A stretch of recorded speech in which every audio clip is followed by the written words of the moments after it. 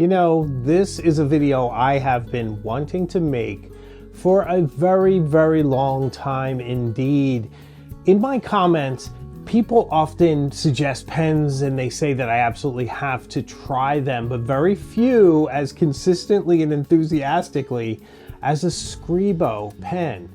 But I haven't been able to get my hands on one until now. It's close to my heart, the Scribo Feel fountain pen. Joost Appelbaum sent me this. This is the 2025 Dutch Pen Show edition, but it's very representative of the Feel series fountain pen from Scribo. I am excited to dive in. I've been spending a lot of time with this fountain pen. I have a lot of thoughts I am just dying to share with you. I'm excited to cover the history of Scribo. It is unique. I am dying to cover some of the aspects of this pen and what makes it interesting and why I think it might deserve a position in your collection. Yeah, it's just a lot to talk about. I love when there's a lot to talk about.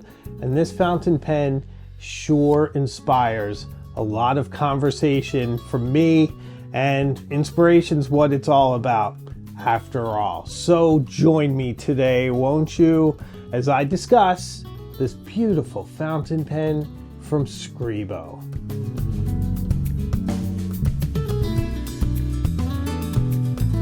So before we get into the particulars of the pen and how it writes and what my feelings are, I think it might be helpful to give you some context and to begin with the history of Scribo. One of the interesting things about the history of Scribo is that it's sort of like a phoenix that has risen from the ashes of OMAS, which went out of business in 2016.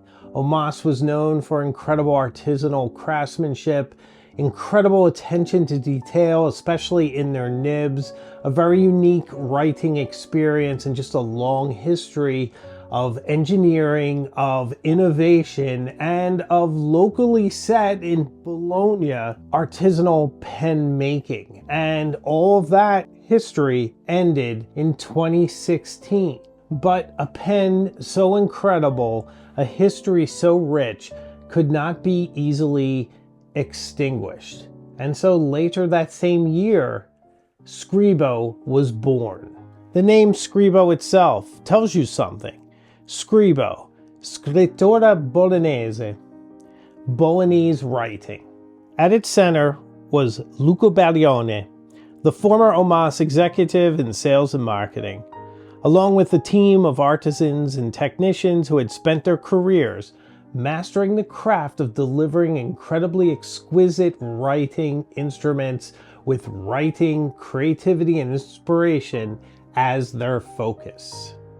I think it's important here to say that Scribo is not so much OMAS reborn. In fact, OMAS has been reborn, but that's a story for another day. Scribo took those basic values and that history and heritage and reconstituted itself in a different form.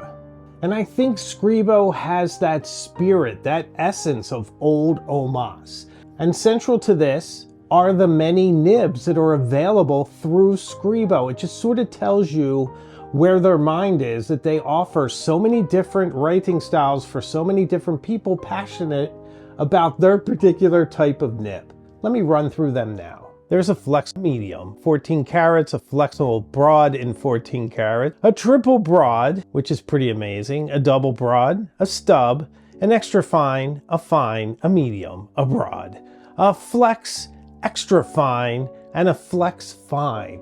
Now, mine that I'll be showing you today is a fine nib in 18 karat gold. It's very lovely. I rather wish I had a flex to share with you, but you know what? I'm sure one day I will have one of those as well. So at this point, I would like to thank my friend Joost Appelbaum for sending this pen to me. Thank you, Joost.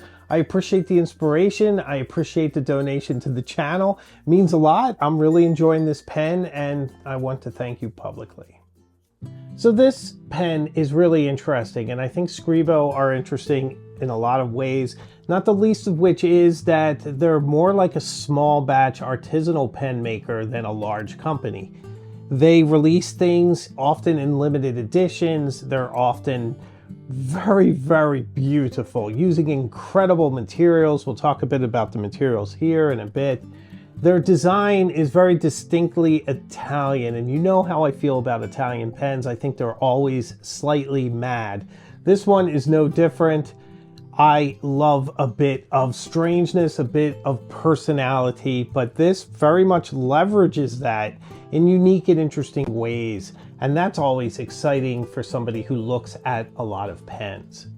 I think of Scribo as a company sort of like this treasure trove of institutional knowledge passed down since OMAS was founded in 1925 into the modern artisans who produce these exquisite pens.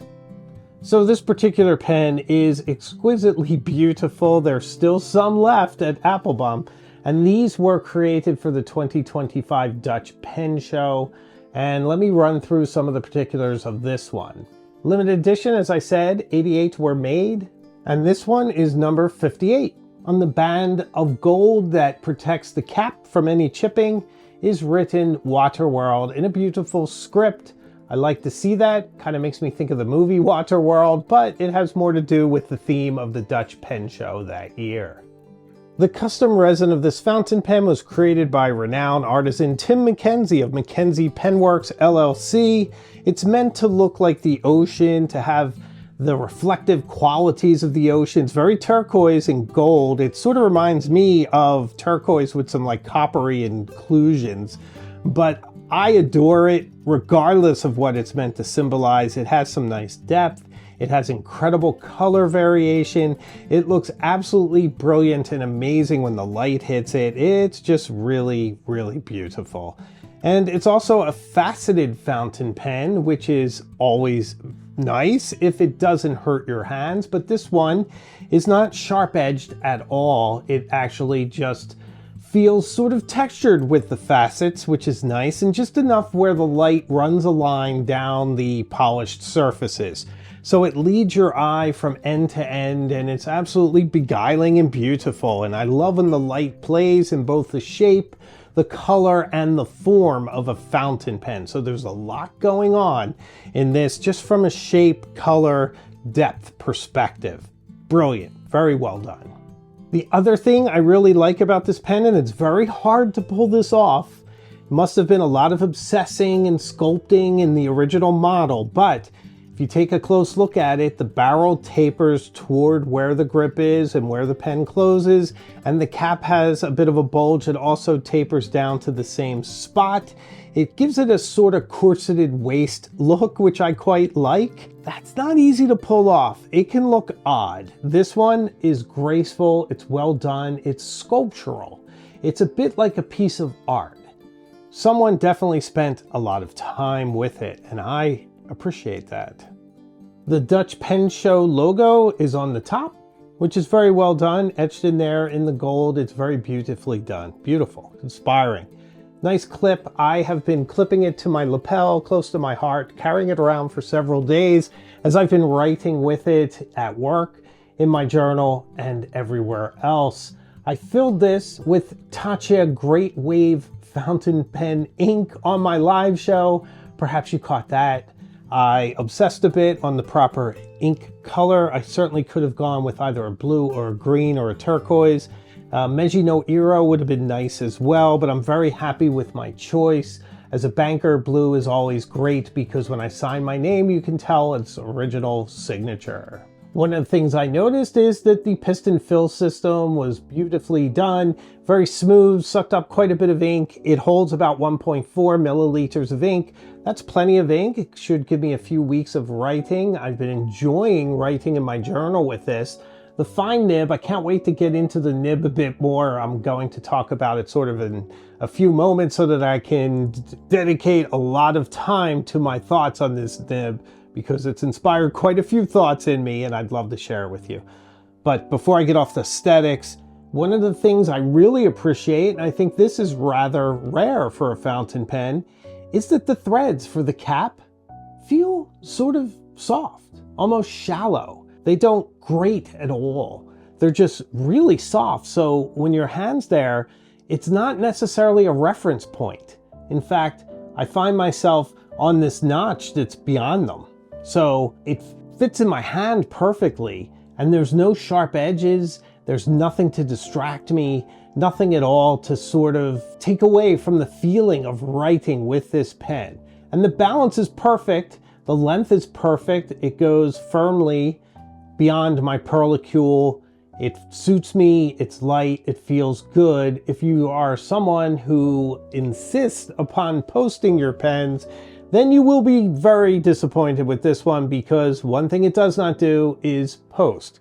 So you find yourself grasping the cap in your other hand or setting it down in front of you while you write, which I often sort of like. I rather like having a reference point of my pen to look at that's beautiful on its own while I'm writing. It's kind of inspiring. And here we have an overall pen package that's just incredibly inspiring. It's rather large. It's 149 millimeters long.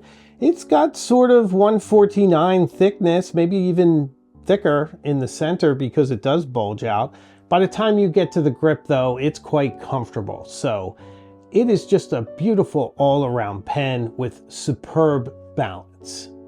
It also comes with a genuine leather and cotton carrying case to suit two pens, and it also has a polishing cloth with it, which is a very nice touch. It's sort of like a pen roll. I'm not sure how much I'll use it, but I do appreciate that they included it.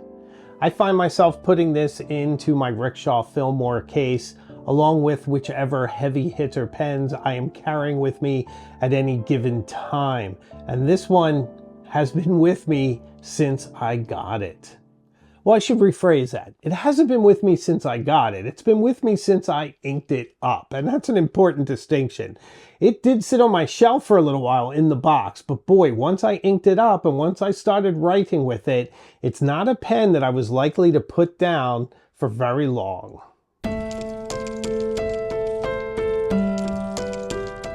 Okay, let's take a few moments to speak about this gorgeous, fine 18 karat gold nib. It's written, feel the writing on the nib in a beautiful cursive script, which I appreciate very much. The fine nib is, how do I say this?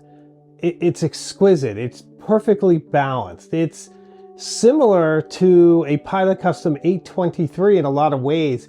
It has that balance of flow, precision, and a gorgeous scribing noise. Now, I had heard that these pens are extra lush, so I was expecting a sort of slippery, super slippery pen. I wouldn't put it in that category necessarily. Now, it's certainly wet, it's certainly smooth, but it's very precise. It doesn't get beyond you. The ebonite feed is brilliant. So there's no skips, there's no hesitations, there's no false starts. It just gives you that beautiful flow as you write with it. And it's something you can sort of lose yourself in. It's seductive. It's sort of this rhythm, this accumulating rhythm of writing, of ink that just sucks you into the movement of it, and it's just really fun to write with. It's a great experience, and I have kind of, I would say these days, more fine nibs than I have had historically. I'm very much a medium nib guy.